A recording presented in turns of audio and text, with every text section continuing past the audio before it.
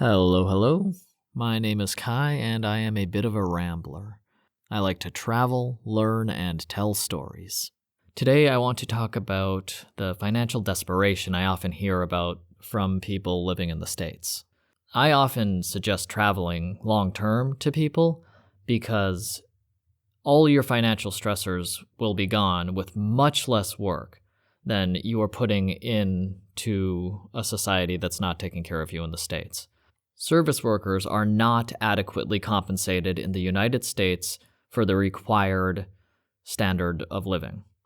If you need heating and air conditioning, if you need your internet bills paid, if you need gas for your car insurance, all of that, plus your rent, you simply can't pay for all of it unless you are working yourself to the bone on more than one service industry job in the States. That sucks. I have heard it over and over again. And this episode is brought about just because it's one of the most common things I hear from people living in the United States. They cannot afford to live there, especially if they are sick. If they're sick, it's over. It doesn't matter how good your job is. If you break your leg or you get an infection or, God forbid, you have a chronic illness that requires monthly payments of tens of thousands of dollars. Most people get locked into this thing where they're just making the minimum payments that will never go away for the rest of their lives. Student debt, for instance, it's never going to go away. But I have helped people travel abroad and they have paid off their student debt and paid less for their chronic illness medications and paid less for everything. So you can remove the financial stressors that are dictating your life by traveling long term. Very quickly and very simply. It might not seem easy or comfortable right at the start, and maybe it's not your chosen line of work, but if you're specifically in a state of desperation or financial need, where it is controlling your life and you see no way out, no way to buy yourself out of a terrible situation, I want to make it clear that this is not something I occasionally hear. I have heard this from I can't describe how many, hundreds of people in the States, not just online, people telling me in real life, usually after they ask me, oh, where are you from? What, you've been traveling? How do you do that? And then, man, I can't afford my mortgage. I can't afford to pay for my kid's school. My parents are going to kick me out, going to be on the streets in 2 weeks. Or I'm 40 and I live with my parents and I don't want to live with my parents, or I want my own space. My student debt payments are literally never going to be paid off. And whenever I hear that, I think, okay, well, the easiest thing is you can live abroad for $500 a month, and any country you live in Asia is going to pay you much more than that to live there and work 20 hours a week, so that you can start saving $1,000 a month right away. If you have a passport, you can start living that way tomorrow. If you don't have a passport, it'll take a couple weeks for them to mail you it in the mail after you apply. And then you can start saving money the day after you land in Thailand or Vietnam or China or Korea. It's a very safe, simple, quick way to reduce and abolish those financial stressors if that is your largest concern. This is not some imperative mandate that you must follow if you are listening to this podcast. This is a viable, effective, quick solution for anyone in dire financial straits. If you need money, and especially if you have 2 months to spare, you can get your passport, get to a Southeast Asian country, and start teaching before that time limit is up. You can even get your TEFL certification within that same time period if you're really dedicated. Once you're in Southeast Asia teaching English for 20 hours a week, you'll be making a minimum of $1,000 if you're in like one of the really poorer, poverty-stricken countries like Cambodia. But you'll still be making over $1,000 USD a month. And if you're in those poverty-stricken countries, you'll be living for well under $500 a month. And you'll still be saving money no matter what. If you work in China or Japan or South Korea, then you'll be making double that. The standards will be a little higher, but China's almost as cheap as Cambodia. And you're making like $1,500 to $2,000 USD more starting per month. Again, if time is of the essence and you need money immediately to start paying down debt or emergency comes up, there are two things that spring to my mind immediately. One, you can teach online. That's easy. If you get the TEFL certification, that's like a 2-week online course. And after you have that certification, that's a lifetime accreditation that certifies you know how to teach English as a foreign language, TEFL. And you can start teaching online that next week. So 3 weeks later, if it takes you 2 weeks to complete the course, you can start teaching online and making money right away. If you literally cannot leave home and cannot abandon somebody you're taking care of, for instance, that also cannot move, then that's the route you should probably go. It's a little more trouble because you have to navigate the online stuff, which is a problem for most people. After you get the accreditation, you will get jobs, but those platforms rise and fall. They become more or less popular. There's all sorts of different routes you have to go to get a job. Is it a part-time or a full-time job? You have to figure a lot of stuff out. The problem with this option is that you're still living in the United States, which is nice because most things are comfortable and you can work from the comfort of the place you already have. But if your main problem is the financial stressors, then all of those financial stressors are still there with you while you're teaching online. So the second option, if you can move, if there's any way, it's so much cheaper and easier to just move to a new country and get some financial breathing room until you can put a plan together. So get your passport. You can type in your zip code on the US passport website. It'll tell you the closest location to you, usually a post office. So you go to the post office, fill out a form, they take your picture, you pay them $165, they mail you your passport in a couple weeks. Now you have your passport, you need a ticket. Let's check prices right now. So if you left any time in the next week, you could spend $200 or less anywhere in South America, and $214 to Japan, and $300 to Southeast Asia, anywhere in Southeast Asia, Vietnam, Thailand, Malaysia, all those places. So let's say $300 more. So add on that $300 plane ticket. $200 if you're comfortable going to South America. I haven't taught there, so I'm going to speak about teaching in Southeast Asia instead. So we'll add on $300, we fly to Thailand, you land in Thailand, you go to any school and they will hire you to teach English. If you land in Cambodia or Vietnam, it'll be the same thing. You go to a school or check the job listings, there will be dozens of job listings. Just go to a couple, see if they want to hire you, they'll help you get a work visa, you'll start working. Or if you only want to stay for 3 months, you can risk not getting a work visa because they'll definitely still hire you. But to save money and just to be legal, it's a lot easier to just get the work visa going, and then you'll, be legally working in the country. You can get the work visa before you go. Like if you apply for a job online, you only need a week or two to find a good school that will sponsor your work visa for you and help you apply for a work visa in whatever country you're going to. So if you have an extra 2 weeks after the 6 weeks, 2 months that we said originally, just apply for a bunch of online jobs that offer work visas, and then you can go already having your work visa set up and secured. But even if you don't, once you're in the country, that's even easier for the schools to help you get your work visa once you're right next to them. So $165 for the US passport right now. That lasts 8 years, has 30 or 40 pages in it, you're fine. And then $300 for a plane ticket to anywhere in Asia and Southeast Asia. You land, get a job, start teaching. Your cost of living in Southeast Asia and most of Asia is $500 including rent. It'll be like $1,000 including rent if you're living in Japan. But, if you're desperate, live in one of the cheaper countries first. Spend $500 a month living on rent and food and entertainment, and then save the rest of your money. Start paying down your bills that are waiting for you back in the States. Start paying down whatever debt you have. Or start saving for the next phase of your life after this.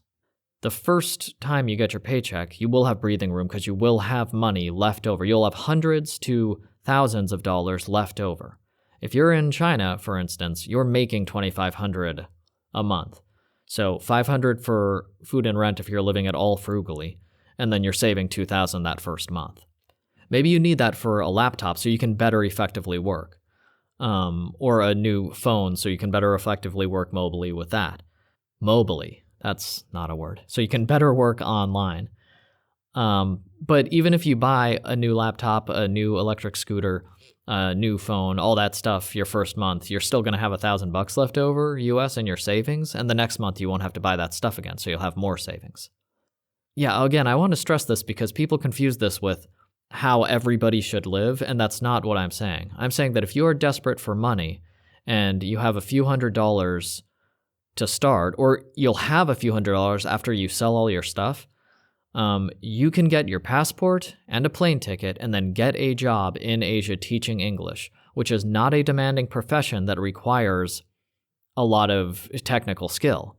There is a requirement that you be a fluent native English speaker, but if you're a US citizen, then you have that down. You are just lucky enough to be a fluent speaker. You've put decades of practice into speaking English, so you're ready to comfortably speak on that medium, and most of it is going to be with primary school children. So it'll be basic conversational things. Where is the ball? The ball is on the table. They repeat after you, do an exercise, 45 minutes is over, and you just made $15 or whatever. 15 USD, which is enough for 3 plates of food, giant plates of food. 15 USD is 10% of your rent taken care of in the country you're living in from a single 1-hour session of teaching, including a 15-minute break. From one class. So if you do 4 classes, that's 40% of your rent in one day, 40% of your monthly rent in one day. It's just so, there's no financial stress if you're living with such a vastly lower overhead cost. That's why I recommend this to people who tell me they're in financial dire straits. This is a quick way to jumpstart your life and your savings especially, so that you have the capital to pursue whatever you want to. Teaching is great because you're helping these students, you're getting paid well while doing it, and you're spending very little money while doing it. So it's a very comfortable way to live. You can feel good about being fairly compensated for good work that you're doing. And during that time, you're working 20 hours a week, I said. You have plenty of free time to look for another job or look for getting back into the States from a much more secure foundation than you are currently at if you're desperate and barely affording rent right now. You can spend every free time looking for a better rental situation or a better job in the States, and you can just wait until you find that job, saving money, and then once you're like, oh, there's finally the marketing position. I've always wanted to be a creative graphic artist in advertising, something, whatever you want to do, or apply for law school, like whatever you are interested in, you can save money abroad teaching English with a ton of free time and look for your perfect opportunity back in the States or back in any other country, and then go back with, like I said, savings and a much firmer foundation of what you want to do, specifically in a quick turnaround time. You aren't going to have to wait 6 months to start saving money. If you get your passport and fly out there for a few $100s, you will start saving money that month. The jobs for English teachers are everywhere throughout Asia. The lowest salary you could find as an English teacher would be $1,000, and that would be when your cost of living in total with housing, utilities, rent, Wi-Fi, everything, about $150 a month. So you'd still be saving $800 a month. The lowest salary you should get with a TEFL certification is $2,500 a month in China, probably even without a TEFL certification at this point. This isn't some graduate program or hypothetical career path that will eventually lead you to opportunities. No, English teaching jobs are waiting right now for native English speakers. You'll get paid a month after you start, and some schools offer sign-up bonuses that you can have when you start, so you can have money right away. Can do this in a matter of weeks and start saving money immediately, start paying down your debts immediately. I recommend the TEFL certification. Go listen to the full TEFL video. It explains this, but the summary is that it's a one-time certification, lasts the rest of your life, teaches you how to teach English, takes a couple of weeks tops to fulfill a PDF online certification course, and then your wage increases dramatically in every country that you teach English in. Student debt is a huge one for people from the United States because they don't get paid fairly for their work, so you cannot pay off your student debt most of the time, even if you got an arts degree, some non-specialized degree that doesn't cost as much as business school or law school or whatever. It's still incredibly difficult to pay even a $30,000 off for most Americans because the jobs are not there for anybody who's not in a technical or specialized traditional field. You just aren't fairly compensated. But there are plenty of teachers in China that I knew who paid off their student debt while working in China. I got that number 30,000 because that's the person I knew the best who paid off her student loans. So she was under $35,000 of debt. She didn't have family support her. She was working in the service industry. And she was just crushed by that because that is a lot of money if you're making, $11 an hour, whatever Target pays you. And I interviewed her, hired her in my school, and when she arrived there, we got her an apartment, got her started teaching like 3 days after she got there. She did not have a TEFL certification yet, but we paid everyone the same. It just made it easier to hire people with certifications. So she was making $2,500 USD a month starting, and she wanted to pay off her debt. So she spent as little as she could for the couple of years she was with us, and she paid off her debt after 18 months. Month by month, she gave $1,500 or so, and then it was gone. And she otherwise would have had that until, who knows, the end of her life? I don't know. Maybe she would have become a manager. But she would have had it easily for a decade or more. She had no savings, and she had had that debt already for 5 years, and it was just getting bigger. Like, the interest was just raising it, $1,000 every half a year or something, even though she was paying the minimum payments to pay it down. So she got a very basic job with us, and she worked less than 20 hours a week, but you get a salary usually working at the English school. So after the first year she worked for us, that was mostly gone. Then after another 6 months, it was completely gone. And she had, like I said, all the new phones and new laptops and her own scooter and, just living comfortably with no student debt anymore after a year and a half abroad. When she first arrived, the student debt was pretty much all she talked about. And then after she got her first paycheck, she was like, oh, that's the first time that amount has ever gone down. And then the second month, stopped talking about it quite so much. Like, she was still worried about it, but you could tell she was like, okay, so I can just keep paying this amount and it will go down instead of up, which hadn't happened to her for the last half decade of trying to pay this thing off. It's just cheaper to live abroad. And while living abroad, you have all the same amenities and conveniences that you are used to. They have 5G, they have AC, you have a kitchen at home to cook with, you have electricity, and yeah, you have everything. There's supermarkets around, there's good food at a much cheaper price than you're used to around. If you have a kid and their school is expensive, when you're abroad, there are international schools where you can send your kid and it'll be cheap, well within your monthly salary to send them to a school where they'll learn a new language and all of the basics, math, history, all the normal stuff also. So how about medical expenses? If you need some sort of medication that's financially crippling you in the United States, I know people in every medical condition, and I haven't met a single one who has not been able to find a version of their medication that works for them abroad. And it's not like you have to guess the medication. Go to a doctor. They can speak English, or one of their assistants can speak English. You tell them what the problem is. They'll do an examination. They'll recommend, especially if you bring your medical papers and you show them the test results and then show them the medication you need, unless it's heavily restricted, they'll just tell you the name of the medication you need, and you can go get that medication. It's very straightforward and simple to get medication. And every kind that I've ever heard of, I don't know, I've never run into a problem getting access to any kind of medication abroad. By the way, that teacher who paid off her student debt stayed with the school after she paid her student debt, because then she had all of a sudden $2,000 extra dollars in a crazy cheap country where she was already like going out with friends, spending $100 USD a month.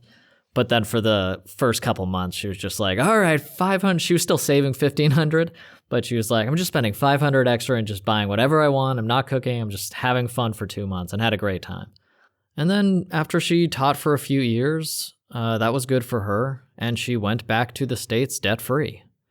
Actually, not only debt-free, but with a $10,000 or something, I assume, in savings, because she continued to live within her means. She had a lot of fun, but you're making so much money, and the cost of living is so low in China that she must have saved at least $10,000 more, even if she was partying every day until she left.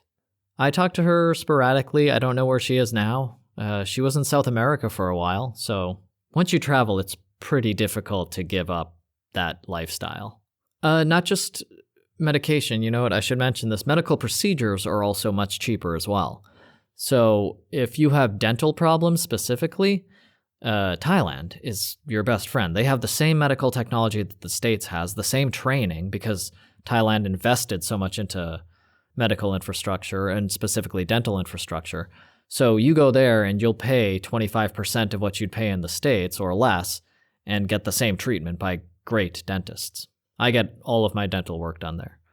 Other medical procedures, they just have modern medical procedures, including non-invasive surgeries and all the stuff you hear about in the States. You can do that in Southeast Asia, particularly in Thailand, with the same technology and skilled doctors. And I want to reiterate, this is not like a couple things or just dentistry. They have joint replacement, hip replacement. They can remove fibroids non-invasively. Like all modern medical procedures you've heard of, stents in your heart, they have those same surgeries and skilled doctors ready to perform them, just at a much lower price. What else is cheap? Transport. If you have to get around to your job, the transport cost is irrelevant. There's public transport wherever you're going, so you can get that, or you can get a motor scooter or electric scooter and get around that way, or a bicycle, and that's all going to be a $10 or something ridiculous cheap like that. I'm not going to dive into too many details, but I want you to rest assured that if you are in a desperate spot and you need to get out of this situation that is financially depriving you of your freedom to act or liberty to move around, like you just feel trapped, and it's mostly due to financial stressors, if you move abroad, you can erase those financial stressors as soon as you land and get a job teaching English right away. Now, if you have financial stressors in the US, but you have any kind of remote work or online job, and you're making over $500 a month, stick with that if you like the work. Take that job and go live in one of these cheap countries. And even if you're only making $1,500 a month, which is like desperation wages in the United States, that is living comfortably plus savings wages in most of Southeast Asia. So you can keep that exact same job, save $1,000 a month, and go live abroad. And you can just take 6 months off and just think like, okay, when I get back, how can I work myself out of this situation if that's what you want to do? If you don't, you can just keep traveling and saving money. But either way, traveling is a very viable option for lowering your overhead cost, saving money, and removing financial stressors from your life. You don't have to make it your permanent lifestyle. This can be a tactical retreat from crushing debt that you can solve, regroup, and then jump back into the life you want to live. I'm sure I have not covered everybody's specific questions and concerns, so if you have any of those, send them over to bitofarambler@gmail.com, all one word, bitofarambler@gmail.com, and I will answer you. Have a good rest of your day. I will see you in the next one, and I hope everything's going well for you. And on that note, let's look at English teaching jobs available, not even looking for anything. just see it right here.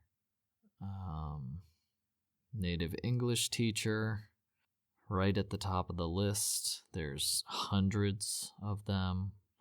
You can do one-on-one or classroom level.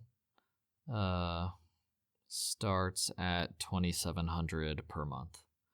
And if you do one-on-one here, a guy wants to move to America to join his daughter and is looking for someone to teach him 4 hours a week, between $70 if you're a non-native speaker to $100 USD per hour, to just casually talk with him in a cafe. So 1 hour, 2 hours a day, a couple times a week, you could talk to this guy. $400 per week, $1,600. So you could work 4 hours a week and make $1,600 a month, just talking normal English to a guy in a cafe. This is a very real job offer, because this is more, but very in the realm of what I made as a one-on-one tutor. I was hanging out laundry one day. Someone asked me to tutor one-on-one their friend's daughter, and I charged 600 yuan per hour, which was like $90 or something at the time. And I would teach from my apartment. I had a PowerPoint, and, her mom was there. It was proper and everything, my screen. And we just went through a lesson at the end of the hour. They gave me the money, and they left. And $90, yeah, it was $90, and my rent was only about $60. So I was making about my annual rent every month from 2 1-hour sessions, one-on-one sessions with this one student. That's just to illustrate these two job postings I just read are very real, and they're so common. Like I said, there are hundreds of postings right now just waiting for English teachers in China. So if you need money, this is a very viable strategy. Just traveling alone, you will start saving money. But if you need money, travel, go be an English teacher for a few months, get rid of your debt, or save money for what you're planning, whatever your next plan is, and go from there.